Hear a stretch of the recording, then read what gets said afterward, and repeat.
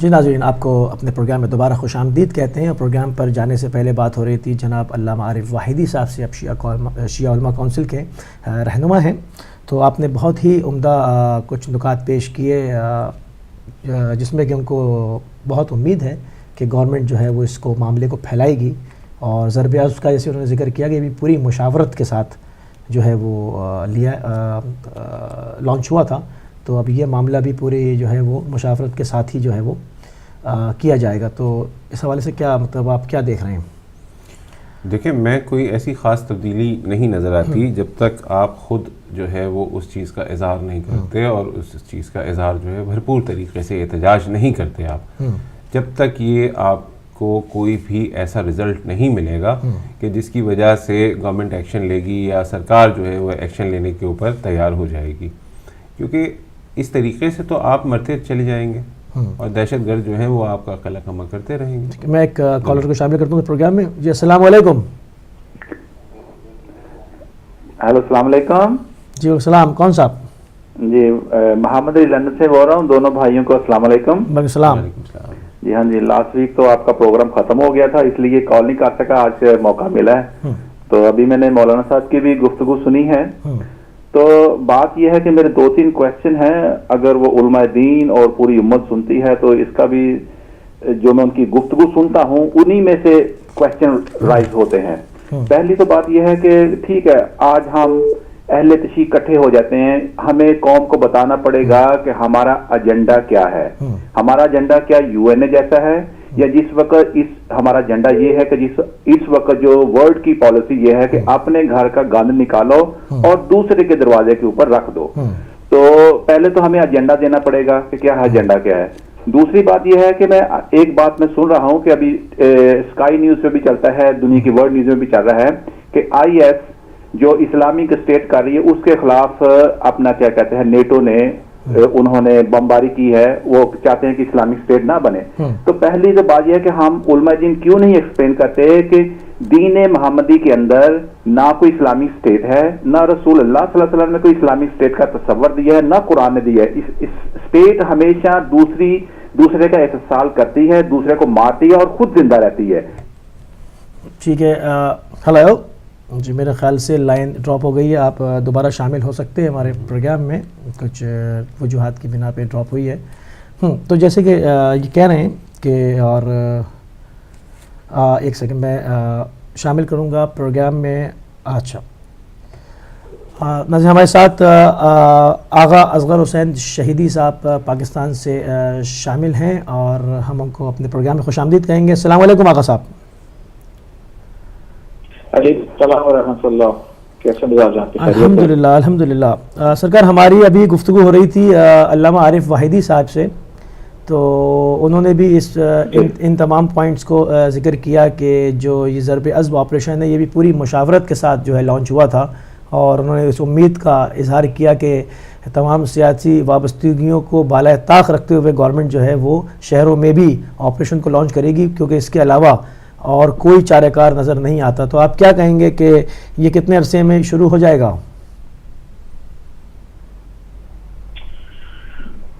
اعوذ باللہ من الشیطان الرجیم، بسم اللہ الرحمن الرحیم.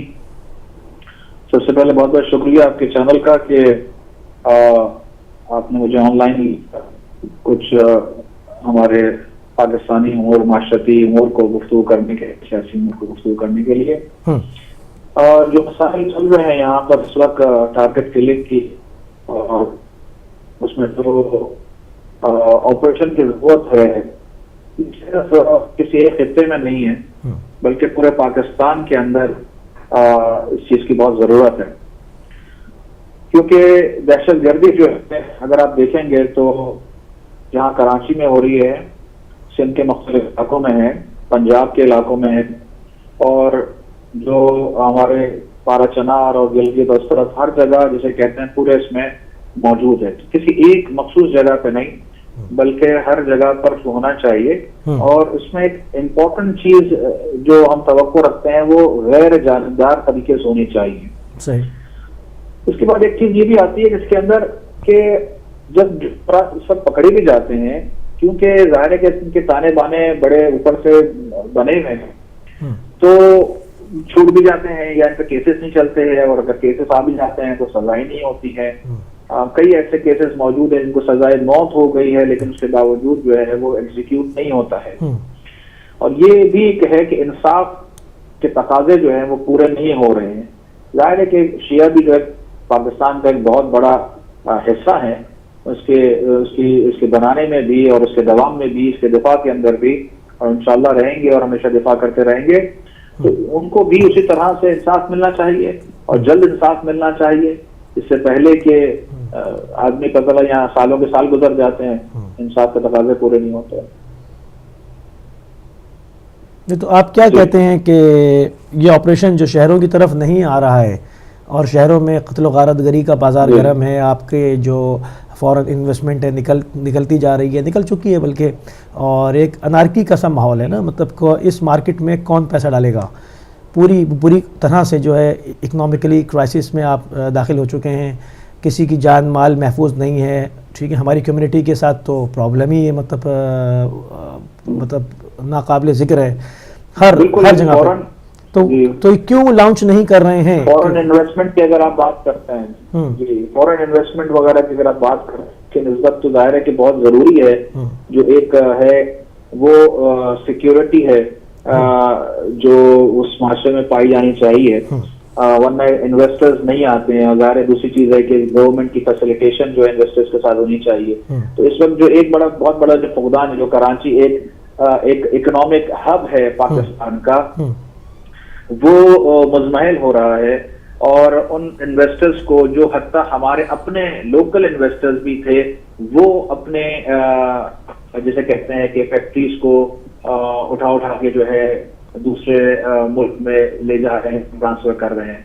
تو یہ بھی ایک المیہ ہے, اور اس لیے میں سمجھتا ہوں کہ جتنی جلد ہو اس آپریشن کو جو ہے وہ شروع ہونا چاہیے, اور پکڑے جائیں انہیں جلد, ان کی جیسے کہتے ہیں کہ ان کا کورٹ کے ذریعے کارروائی ہونی چاہیے اور کیفے کردار تک پہنچنا چاہیے. یہ بڑا امپورٹنٹ ہے.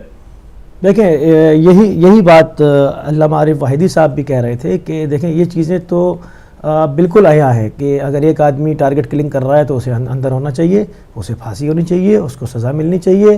اس نے اگر قتل کیا ہے تو اس کا قصاص قرآن میں بھی ہے, اس کے جواب میں اس کو قتل ہونا چاہیے. یہ تو اسٹیٹ کی ریٹ ہونی چاہیے, مگر وہاں پر مطلب یہ نظر نہیں آ رہا.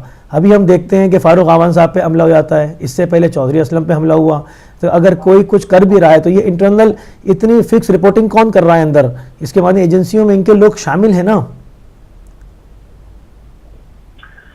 یہ بات آپ کی صحیح ہے کہ جب دشمن بھی کام کر رہا ہوتا ہے تو وہ ایسا نہیں کہ صرف سطحی طور پہ کام کرتا ہے, وہ اپنے افراد جو ہے مختلف ایجنسیز کے اندر ہوتے ہیں, مختلف اداروں کے اندر ہوتے ہیں, وہ اپنا کام کرتے ہیں. لیکن جو ہمارے ادارے ہیں, چاہے پولیس ہو, فوج ہو, رینجرز ہوں, انٹیلیجنس ادارے ہوں, انہیں کام کرنا ہے.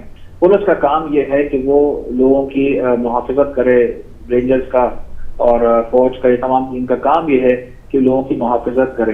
اور ظاہر ہے کہ ان کام کے اندر جو ہے وہ اپنی جانوں کا نذرانہ بھی پیش کرتے ہیں اور جام شہادت بھی وہ نوش کرتے ہیں. کئی ایسے اچھے پولیس اہلکار ہیں جنہوں نے واقعاً کام کیا اور جنہیں شہید بھی کر دیا گیا.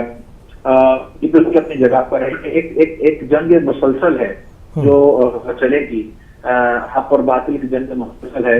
ایک شر کو ختم کرنا جو ہے وہ ہر حکومت کا اپنی جگہ کام ہوتا ہے. لیکن میں اس میں ایک چیز اور اضافہ کروں گا. ایک تو ہے حکومتی ذمہ داریاں ہیں کہ جو حکومت کو اپنے تقاضوں کو پورا کرنا چاہیے, اور جس کے اندر یہ کمزور پڑتے ہیں, ڈھیلے پڑ جاتے ہیں, بعض دفعہ تھوڑا سا کام کر کے پیچھے بھی ہٹ جاتے ہیں, یہ بھی ہوتا ہے.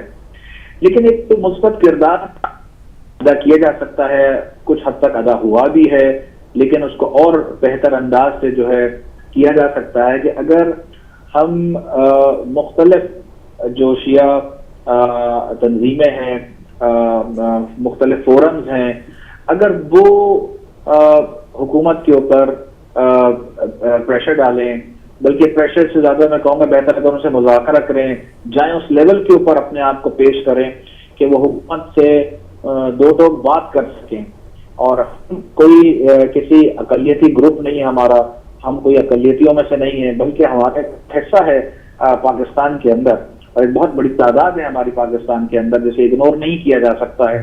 تو اگر ہم اس کا اپنے مختلف فورمز کے اوپر, مختلف تنظیموں کے ذریعے, حکومتی لیول کے اوپر, اور فوج سے مذاکرہ کریں, پولیس ہے, مختلف ادارے ہیں, تو میں سمجھتا ہوں اس کے اندر مزید بہتری آنے کا امکان ہے کہ ظاہر افراد بھی سنیں گے, دیکھیں گے کہ یہ افراد جو شہید ہونے والے ہیں, ٹارگٹ ہونے والے افراد ہیں, یہ عام نہیں ہیں, بلکہ ان کے پیچھے ان کی پوری قوم کھڑی ہے, ان کی قیادتیں کھڑی ہیں, ان کی تنظیمیں کھڑی ہیں, ان کے فورمز کھڑے ہوئے ہیں. تو ظاہر ہے کہ ان کاموں کے اندر بہتری آتی ہے اور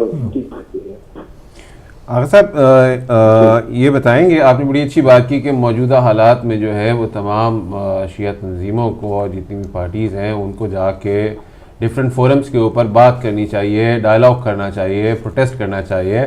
اور یہ جو آن گوئنگ کلنگز ہیں, جو majority of the Shias are victim for those killings or losing their business and lives, تو کیا آپ سمجھتے ہیں کہ جو موجودہ ہمارا تنظیمی ڈھانچہ ہے یا سیاسی ڈھانچہ ہے وہ کسی حد تک کامیاب ہے کہ اس بھرپور طریقے سے وہ وہاں جا کے اپنے آپ کو رجسٹر کراتا ہے اور پروٹیسٹ کرتا ہے کہ جی ہمارے ساتھ ظلم ہو رہا ہے اور اس کا سدباب کیا جائے؟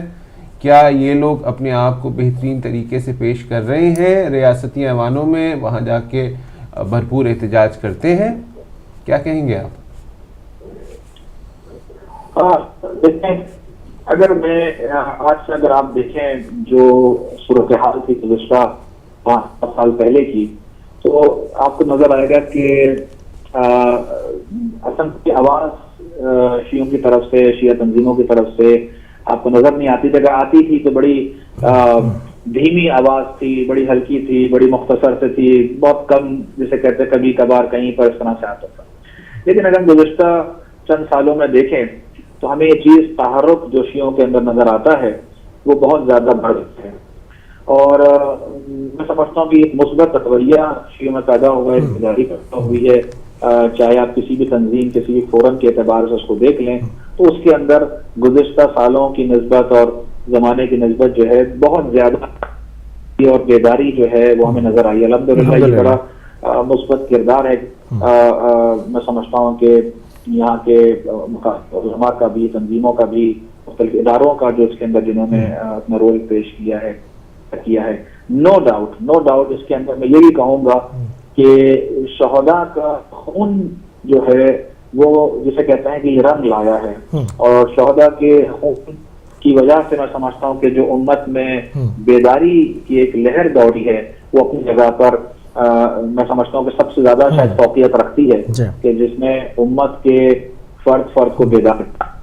تو یہ روش تو میں سمجھتا ہوں کہ اپنی جگہ مثبت جا رہی ہے. ہاں, جہاں تک یہ بات ہے کہ کیا اسے اور بہتر انداز سے کرنے کی گنجائش ہے, بہت زیادہ گنجائش ہے جس میں کام کیا جا سکتا ہے.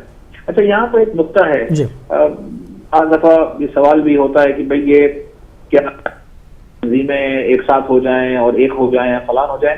دیکھیں, آپ کسی بھی معاشرے میں دیکھتے ہیں تو ہماری معاشرہ لے لیں, دوسرے کسی ملک کا بھی معاشرہ لے لیں, ایک نظریہ رکھنے والی متعدد تنظیمیں ہوتی ہیں. اس طرح اگر سنت میں بھی دیکھ لیں تو ایک ہی فکر رکھنے والے متعدد تنظیمیں موجود ہیں. آپ عراق میں دیکھ لیں, ایران میں دیکھ لیں, آپ مختلف جگہ پر دیکھ لیں, آپ سیکولر کنٹریز کے اندر اگر آپ دیکھ لیں تو آپ کو تنظیمیں نظر آئیں گی. کہ ہمارے ایک میچورٹی لیول ہونا چاہیے لوگوں کا کہ وہ اس بات کو سمجھیں کہ ٹھیک ہے, تنظیمیں ہیں, سنسیئر ہیں, اپنا کام کرنا چاہتی ہیں, اور انہیں جو ان کے مثبت کام ہے اس میں ان کا ساتھ بھی دیں اور وہاں پہ کام کریں. ٹھیک ہے. دیکھیں, جو تیسری بات جو اس میں جی نہیں کہیں, آپ کنٹینیو کریں. جی آپ اپنی بات. تیسری بات یہ کہہ رہا تھا کہ میں یاد کرنا چاہ رہا تھا کہ جو کردار, جو چیز اہم ہے اس کے اندر, جس کے لیے یہاں پر ہم نے بھی اور دوسرے علماء نے بھی اس بات کے لیے بڑی کوشش کی ہے اور کسی حد تک اس میں بڑا مثبت بھی ہمیں رویہ نظر آئے, لیکن بہرحال اس میں کام کی ضرورت ہے. وہ نقطہ ہے آپس میں کوآرڈینیشن کا, آپس میں جسے کہتے ہیں کہ باہمی اتفاق کا، یعنی ایک ٹیبل پر آ کر بیٹھنا، فلور پہ آ کر ایک موضوع کے اوپر ڈسکس کرنا. جیسے ہم مختلف موضوعات کو کسی فورم پہ ڈسکس کرتے ہیں، آپ کے ٹاک شو ہیں، آپ نے مختلف افراد کو بلایا، مختلف رائے لی، بیٹھے، تو ہمیں یہ اتنی لیول آف میچورٹی ہمارا ہائی ہونا چاہیے کہ ہم جہاں پر ہم اہل سنت کے علماء سے، اہل سنت کے مختلف مکاتب سے بیٹھ کر گفتگو کرتے ہیں، تو ہمارے اندر یہ صبر و تحمل اور یہ حکمت ہونی چاہیے کہ ہم آپس میں بھی اختلاف رائے رکھنے کے ساتھ، اختلاف سلیقے کے ساتھ ہم بیٹھے، میچورٹی سنیں بات، ٹھیک ہے، اگر ایک کو سمجھ میں آتا ہے بہت اچھی بات ہے، نہیں آ رہا کم سنا ہے، غور و فکر کیا جائے گا اپنے ہاتھ میں تنظیموں میں، حلقوں میں جا کر.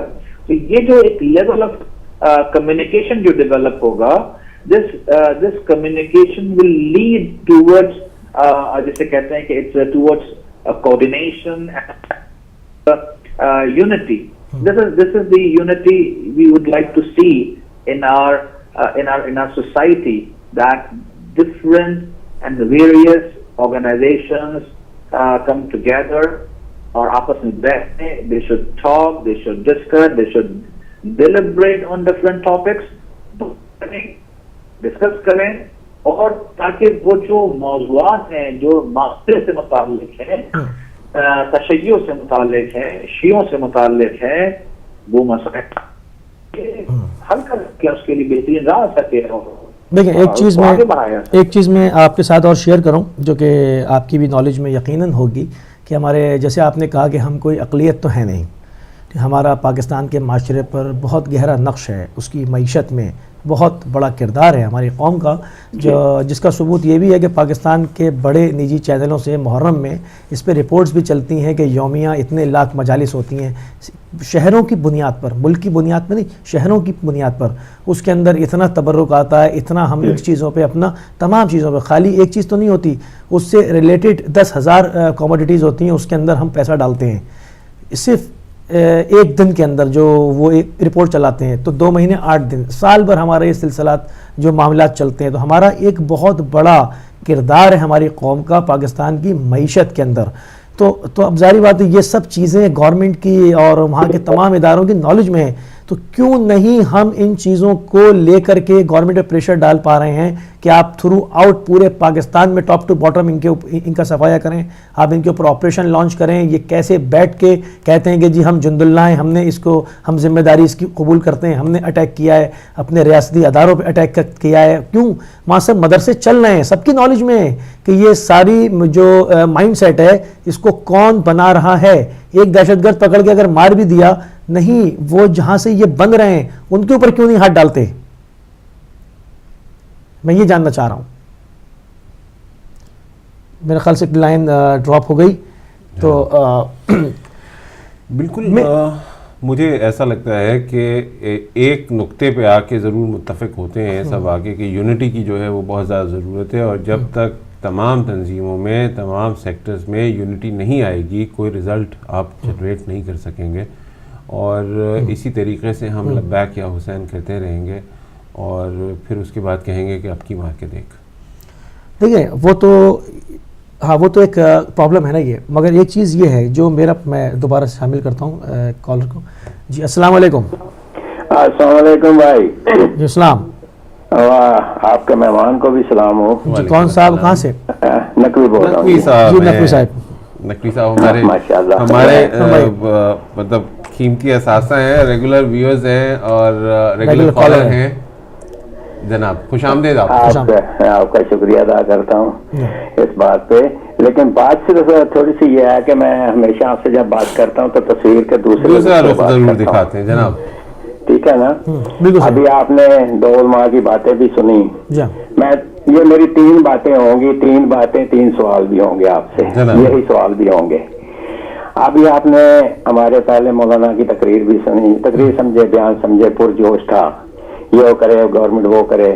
تو ہم جب گورنمنٹ کی بات آتی ہے تو یہ جانتے ہوئے بھی کہ گورنمنٹ جو آئی ہے اس کے حالات بھی آپ دیکھ رہے ہیں، اس کی پالیسیاں بھی دیکھ رہے ہیں، اور جن کے کندھوں پہ بیٹھ کے آئی تھی دہشت گردوں کے، وہ بھی آپ کو پتا ہے الیکشن کے بعد بھی، الیکشن کے دوران بھی، اور جو کچھ ہوا اور الیکشن سے پہلے بھی. کہ جن دہشت گردوں کے کندھوں پہ بیٹھ کے آئی ہے وہ پالیسی وہ اختیار کریں گے، جن کے ساتھ ان کے تعلقات ہیں وہ بھی آپ کو سارا پتا ہے. تو ان سے تو یہ امید رکھنی ہے، میں سمجھتا ہوں کہ یہ ایسے ہی ہے جیسے ریت کی دیوار کے پہ آپ امید رکھتے ہیں. تو میں آپ سے یہ گزارش کروں گا کہ جو ہمارے عالم اتنی پرجوش تقریر حکومت کے خلاف کرتے ہیں، کیا یہ پرجوش تقریر اپنی قوم کو اکٹھا کرنے کے لیے کیوں نہیں کرتے؟ یہ تقریریں، یہ الفاظ، یہ جذبہ، یہ جوش اپنی قوم کو اکٹھا کرنے میں کیوں نہیں استعمال کرتے ہیں؟ ابھی آپ نے پہلی تقریر میں سنا کہ وہ کہہ رہے تھے جی ساجد نقوی کی بات کی تو بڑے جوش سے کہا کہ جی وہ ایسے کر رہے ہیں، قیادت کر رہے ہیں. تو کیا یہ جو قیادت، جس جوش میں آپ قیادت کی بات کر رہے ہیں، آپ نے سوال اکٹھے ہونے کی بات کی تو وہاں وہ ڈھیلے پڑ گیا جی ہاں جی قوم کو ہونا چاہیے. تو جہاں لفظ چاہیے آ جائے اس کا مطلب ہے کہ ان کے پاس کوئی ایسی بات نہیں ہے کہ قوم کو اکٹھا کر پائیں. تو میں یہ کہوں گا آپ سے، پہلی بات تو میرا یہ سوال ہی سمجھیں کہ کیا قوم کو اکٹھا کرنے کے لیے جو تقریریں حکومت کے خلاف ہو رہی ہیں اور بڑے جوش سے ہو رہی ہیں، کیا قوم کو اکٹھا کرنے میں یہ جذبہ استعمال نہیں ہو سکتا؟ کیا قوم اکٹھی نہیں ہو سکتی؟ قوم تو رو رو کے کہہ رہی ہے کہ اکٹھے ہو جاؤ، ہمیں ہو جاتے ہیں، ہمیں لیڈر دو.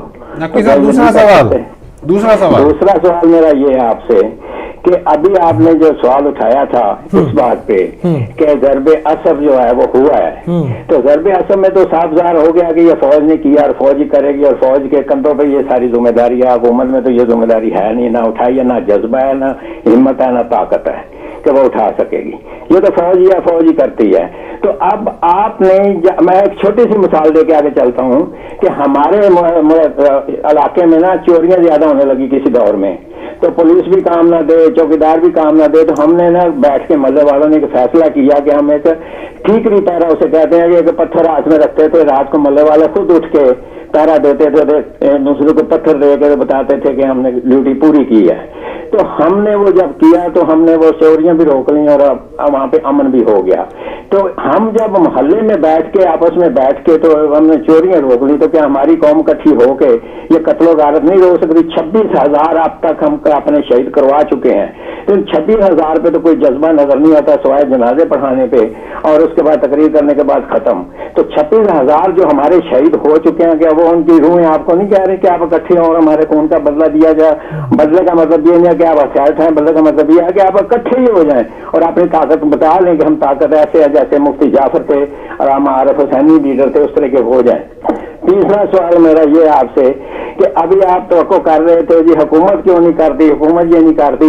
اور بھائی حکومت کیا کرے؟ حکومت تو بیچاری کے اندر اتنی طاقت ہی نہیں ہے کہ وہ بات بھی کر سکے. وہ تو مذاکرات کی کمیٹیوں پہ کمیٹیاں ڈالتے رہے اور ٹالتے رہے اس لیے کہ ان کی ٹانگوں میں اتنی طاقت نہیں ہے کہ وہ مقابلہ کر پائیں. تو ان سے کیا توقع کرتے ہیں؟ بار بار آپ کہتے ہیں حکومت حکومت، تو وہ کیا توقع کر سکتے ہیں حکومت کو جس کی اپنی ٹانگوں میں طاقت نہیں ہے؟